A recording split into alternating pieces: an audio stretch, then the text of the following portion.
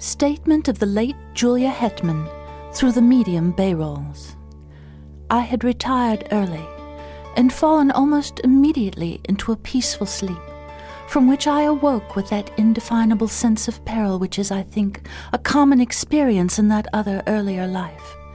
Of its unmeaning character, too, I was entirely persuaded, yet that did not banish it. My husband, Joel Hetman, was away from home. The servants slept in another part of the house. But these were familiar conditions. They had never before distressed me. Nevertheless, the strange terror grew so insupportable that, conquering my reluctance to move, I sat up and lit the lamp at my bedside. Contrary to my expectations, this gave me no relief. The light seemed rather an added danger, for I reflected that it would shine out under the door, disclosing my presence to whatever evil thing might lurk outside. You that are still in the flesh, subject to horrors of the imagination, think what a monstrous fear that must be which seeks in darkness security from malevolent existences of the night. That is, to spring to close quarters with an unseen enemy, the strategy of despair. Extinguishing the lamp, I pulled the bedclothing about my head and lay trembling and silent, unable to shriek, forgetful to pray.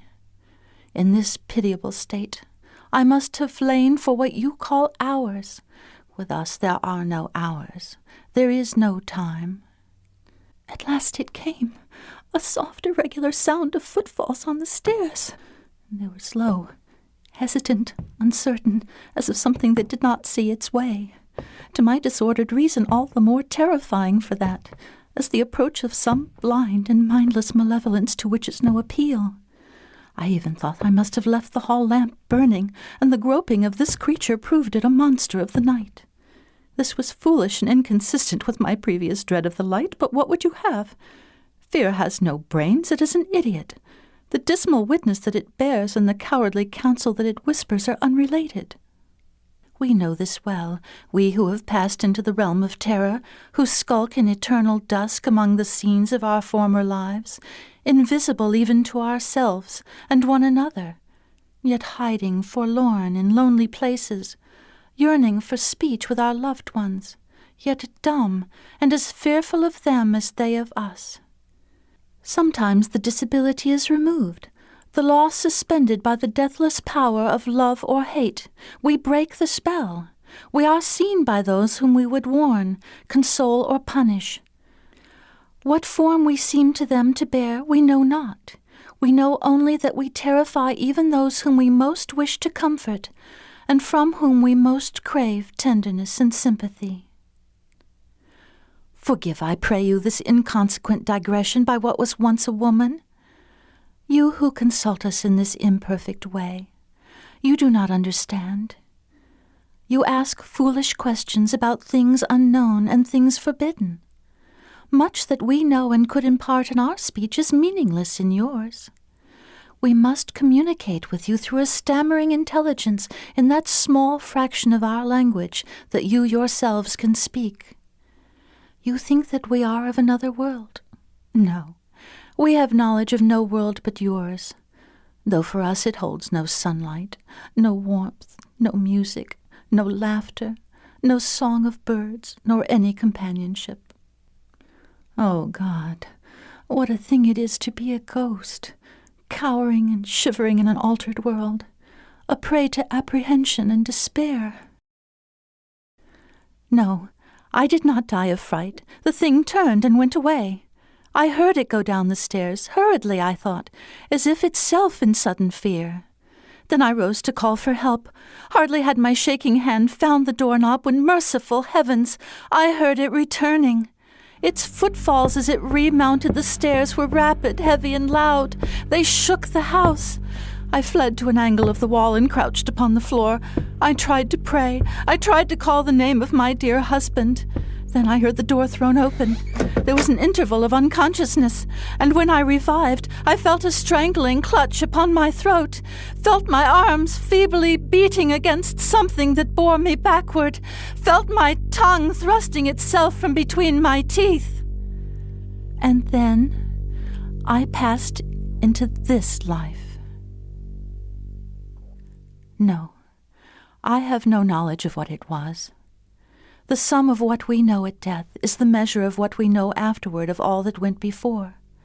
Of this existence we know many things, but no new light falls upon any page of that. In memory is written all of it that we can read. What I am about to relate happened on a night. We know when it is night, for then you retire to your houses, and we can venture from our places of concealment to move unafraid about our old homes, to look in at the windows, even to enter and gaze upon your faces as you sleep. I had lingered long near the dwelling where I had been so cruelly changed to what I am, as we do while any that we love or hate remain.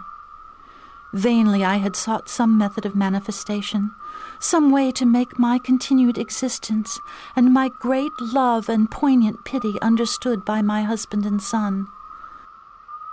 Always, if they slept, they would wake, or if in my desperation I dared to approach them when they were awake, would turn toward me the terrible eyes of the living, frightening me by the glances that I sought from the purpose that I held. On this night, I had searched for them without success, fearing to find them. They were nowhere in the house, nor about the moonlit dawn. For though the sun is lost to us forever, the moon, full-orbed or slender, remains to us.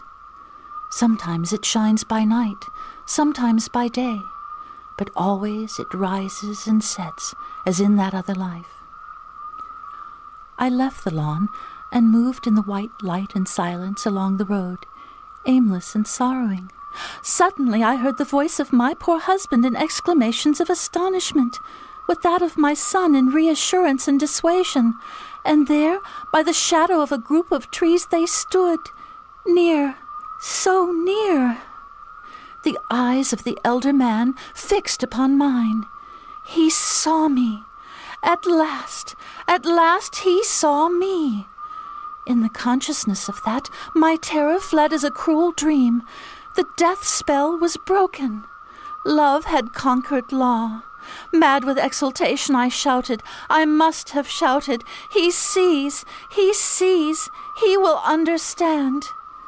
Then, controlling myself, I moved forward, smiling and consciously beautiful, to offer myself to his arms, to comfort him with endearments, and with my son's hand in mine, to speak words that should restore the broken bonds between the living and the dead.